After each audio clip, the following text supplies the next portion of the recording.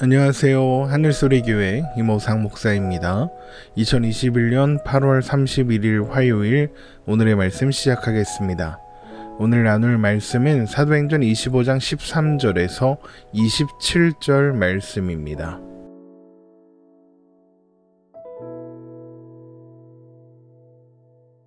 수일 후에 아그리빠 왕과 버니게가 베스도에게 문안하러 가이사랴에 와서 여러 날을 있더니 베스도가 바울의 일로 왕에게 고하여 이르되 벨릭스가 한 사람을 구류하여 두었는데 내가 예루살렘에 있을 때에 유대인의 대제사장들과 장로들이 그를 고소하여 정죄하기를 청하기에 내가 대답하되 무릇 피고가 원고들 앞에서 고소사건에 대하여 변명할 기회가 있기 전에 내주는 것은 로마 사람의 법이 아니라 하였노라.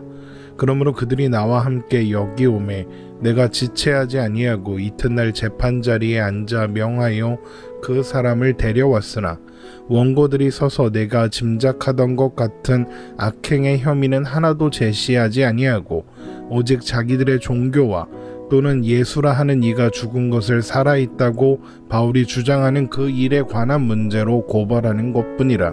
내가 이 일에 대하여 어떻게 심리하는지 몰라서 바울에게 묻되 예루살렘에 올라가서 이 일의 신문을 받으려느냐 한즉 바울은 황제의 편결을 받도록 자기를 지켜주기를 호소하므로 내가 그를 가이사에게 보내기까지 지켜두라 명하였노라 하니 아그리빠가 베스도에게 이르되 나도 이 사람의 말을 듣고자 하노라. 베스도가 이르되 내일 들으시리이다 하더라. 이튿날 아그리빠와 버니게가 크게 위엄을 갖추고 와서 천부장들과 시중의 높은 사람들과 함께 접견 장소에 들어오고 베스도의 명으로 바울을 데려오니 베스도가 말하되 아그리빠 왕과 여기 같이 있는 여러분이여 당신들이 보는 이 사람은 유대의 모든 무리가 크게 외치되 살려두지 못할 사람이라고 하여 예루살렘에서와 여기서도 내게 청언하였으나 내가 살피건대 죽일 죄를 범한 일이 없더이다. 그러나 그가 황제에게 상소한 고로 보내기로 결정하였나이다. 그에 대하여 황제께 확실한 사실을 아랠 것이 없으므로 신문한 후 상소할 자료가 있을까 하여 당신들 앞 특히 아그리빠 왕 당신 앞에 그를 내세웠나이다. 그 죄목도 밝히지 아니하고 죄수를 보내는 것이 무리한 일인 줄 알아이다 하였더라. 아멘. 바울이 황제에게 상소하겠다는 요청을 했고 베스도 총독이 이것을 받아들이면서 바울에 대한 재판은 중지되었습니다. 그리고 나서 베스도는 예루살렘의 천부장 루시아가 바울을 벨릭스 총독에게 보내면서 그랬던 것처럼 바울을 황제에게 보내게 된 경위를 설명하는 편지를 위한 정보를 모으기 위해서 신임 총독과의 회동을 위해 베스도를 찾아온 헤롯 아그리빠 왕에게 바울에 대한 내용을 상의하게 됩니다. 사도행전 25장 13절에서 21절 말씀입니다. 수일 후에 아그리빠 왕과 버니게가 베스도에게 문안하러 가이사랴에 와서 여러 날을 있더니 베스도가 바울의 일로 왕에게 고하여 이르되 벨릭스가 한 사람을 구류하여 두었는데 내가 예루살렘에 있을 때에 유대인의 대제사장들과 장로들이 그를 고소하여 정죄하기를 청하기에 내가 대답하되 무릇 피고가 원고들 앞에서 고소사건에 대하여 변명할 기회가 있기 전에 내주는 것은 로마 사람의 법이 아니라 하였노라. 그러므로 그들이 나와 함께 여기 오매 내가 지체하지 아니하고 이튿날 재판자리에 앉아 명하여 그 사람을 데려왔으나 원고들이 서서 내가 짐작하던 것 같은 악행의 혐의는 하나도 제시하지 아니하고 오직 자기들의 종교와 또는 예수라 하는 이가 죽은 것을 살아있다고 바울이 주장하는 그 일에 관한 문제로 고발하는 것뿐이라. 내가 이 일에 대하여 어떻게 심리하는지 몰라서 바울에게 묻되 예루살렘에 올라가서 이 일의 신문을 받으려느냐 한즉 바울은 황제의 판결을 받도록 자기를 지켜주기를 호소하므로 내가 그를 가이사에게 보내기까지 지켜두라 명하였노라 하니 여기에 등장하는 헤롯 아그리빠 왕은 아그리빠 2세로 예수님 탄생 당시의 왕이었던 헤롯 대왕의 증손자입니다. 그는 AD 53년부터 팔레스타인 북쪽 그러니까 갈릴리와 베레아 지방의 분봉왕이었습니다.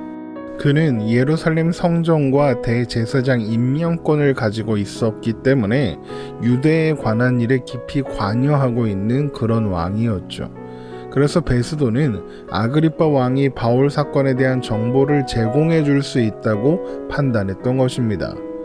베스도의 이러한 요청에 아그리빠 왕은 자신이 바울을 만나 직접 이야기를 해보겠다고 했고, 베스도는 지체하지 않고 다음날 만나게 해주겠다고 대답합니다. 사도행전 25장 22절입니다. 아그리빠가 베스도에게 이르되 나도 이 사람의 말을 듣고자 하노라. 베스도가 이르되 내일 들으시리이다 하더라. 그렇게 다음날 접견장이 마련되었고 아그리빠 왕과 그의 아내 버니게가 위엄을 과시하는 예복을 입고 신하들, 그러니까 시중에 높은 사람들과 함께 그곳으로 들어왔고 베스도 총독 또한 수하의 천부장들을 데리고 접견장으로 들어왔습니다. 그렇게 모든 준비가 끝나자 베스도 총독은 바울을 그곳으로 데려오라고 명령합니다. 사도행전 25장 23절입니다.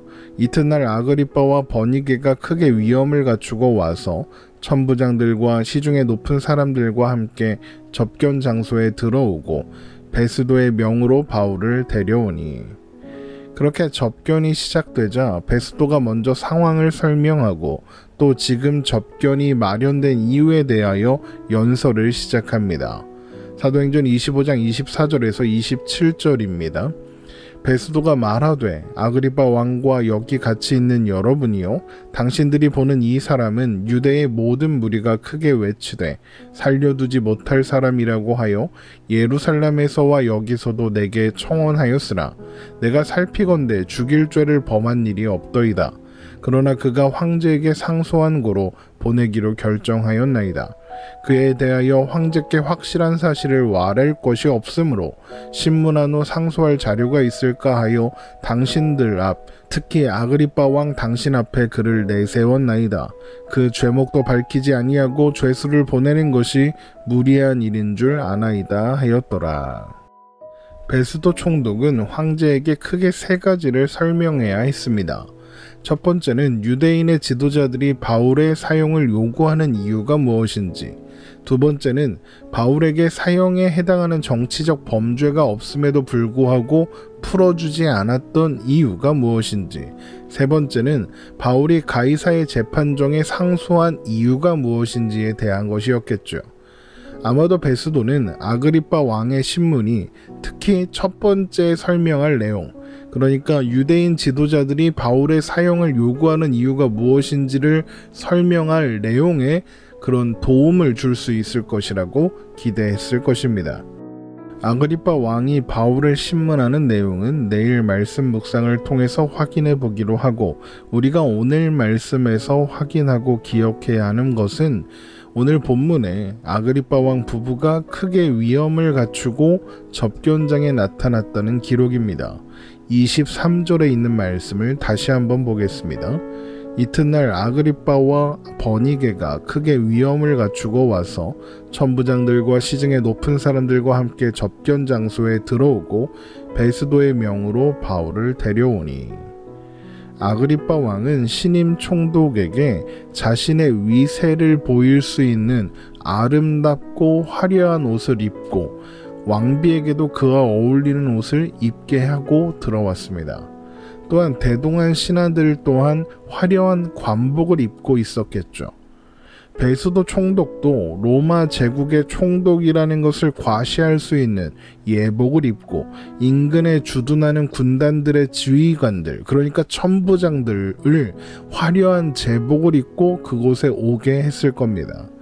그러니까 그날의 접견장은 소위 삐까뻔쩍했던 겁니다. 바로 그런 자리에 바울이 불려 나옵니다. 성경학자들은 당시 바울의 나이가 60세쯤 되었을 것으로 추정합니다. 당대의 권력자들이 저마다 자신을 과시하기 위한 아름답고 화려한 예복을 입고 모인 그 자리 앞에 서 있는 60세 노인 바울의 모습은 어땠을까요? 아마도 무척 초라해 보였을 겁니다. 여러분은 두 가지 모습 중에 어느 쪽에 더 마음이 가십니까? 아름답고 화려한 옷을 입고 당대 최고의 권력을 누리고 있는 아그리빠 왕이나 총독 쪽입니까? 아니면 초라하게 서 있는 바울 쪽입니까? 에이, 목사님 당연히 바울이죠. 이렇게 대답하시겠죠. 그러면 왜 그렇게 대답하게 되셨나요? 아마도 하나님의 시선이, 주님의 시선이 아름답고 화려한 옷을 입고 위엄을 뽐내는 아그리빠가 아니라 초라하게 서 있는 바울을 향해 있다는 것을 알기 때문이겠죠. 맞습니다.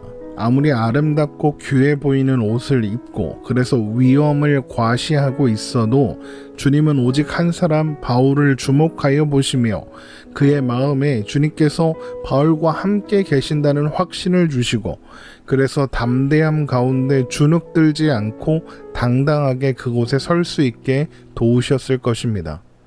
세상의 그 어떤 아름답고 화려하고 귀한 옷보다 귀한, 아니 그런 것들과는 비교조차 할 수 없는 영광으로 그를 바라보고 계셨겠죠. 그런데 우리는 자주 우리의 삶의 상황과 처지를 초라하게 바라보면서 그래서 절망하곤 합니다. 그래서 우리는 자주 우리의 삶의 상황과 처지가 아그리빠 왕이 입은 보기만 해도 탄성이 저절로 나오는 아름답고 화려한 옷 같았으면 좋겠다는 생각을 하게 됩니다. 그럴 겁니다. 세상의 기준으로 보기에 우리의 삶의 상황과 처지는 초라해 보이고 비루해 보일 겁니다. 그러나 우리는 하나님 앞에서 이 세상 그 무엇보다도 귀하게 여김을 받는 하나님의 자녀, 하나님의 소유된 백성이라는 사실을 우리는 잊지 말아야 합니다. 마태복음 6장 25절에서 32절의 말씀입니다. 그러므로 내가 너희에게 이르노니 목숨을 위하여 무엇을 먹을까 무엇을 마실까 몸을 위하여 무엇을 입을까 염려하지 말라. 목숨이 음식보다 중하지 아니하며 몸이 의복보다 중하지 아니하냐. 공중의 새를 보라. 심지도 않고 거두지도 않고 공중의 새를 보라. 심지도 않고 거두지도 않고 창고에 모아들이죠. 공중의 새를 보라. 심지도 않고 거두지도 않고 창고에 모아들이지도 아니하되 너희 하늘 아버지께서 기르시나니 너희는 이것들보다 귀하지 아니하냐. 너희 중에 누가 염려함으로 그 키를 한 자라도 더할 수 있겠느냐. 또 너희가 어찌 의복을 위하여 염려하느냐. 들의 백합화가 어떻게 자라는가 생각하여 보라. 수고도 아니하고 길쌈도 아니하느니라. 그러나 내가 너희에게 말하노니 솔로몬의 모든 영광으로도 입은 것이 이 꽃 하나만 갖지 못하였느니라. 오늘 있다가 내일 아궁이에 던져지는 들풀도 하나님이 이렇게 입히시거든 하물며 너희일까 보냐. 믿음이 작은 자들아. 그러므로 염려하여 이르기를 무엇을 먹을까 무엇을 마실까 무엇을 입을까 하지 말라. 이는 다 이방인들이 구하는 것이라. 너희 하늘 아버지께서 이 모든 것이 너희에게 있어야 할 줄을 아시느니라. 공중의 새와 들의 백합화를 기르시고 먹이시는 하나님이 우리 아버지이십니다. 우리의 아버지이신 하나님께서 공중의 새나 들의 백합화를 보살피시는 것과는 전혀 다른 차원으로 우리를 귀하게 여기시며 보살피고 인도하고 계시는 겁니다. 우리를 위해 독생하신 아들까지 기꺼이 내어주셨습니다. 그 사랑을, 그 은혜를, 그 영광과 그 귀함을 무엇에 비교할 수 있겠습니까? 우리의 오늘은 아들을 내어주신 하나님의 사랑 안에 있습니다. 우리는 그 안에서 세상은 절대 알 수 없는 생명의 영광을 누리며 살아가고 있습니다. 그래서 우리는 찬송의 가사처럼 높은 산이 거친 들이 초막이라 궁궐이나 내 주 예수 모신 것이 그 어디나 하늘나라 라는 고백을 하며 살 수 있는 것입니다. 우리의 오늘이 세상 그 무엇과도 비교할 수 없이 귀한 하나님의 자녀로 사는 오늘이라는 것을 기억하십시오.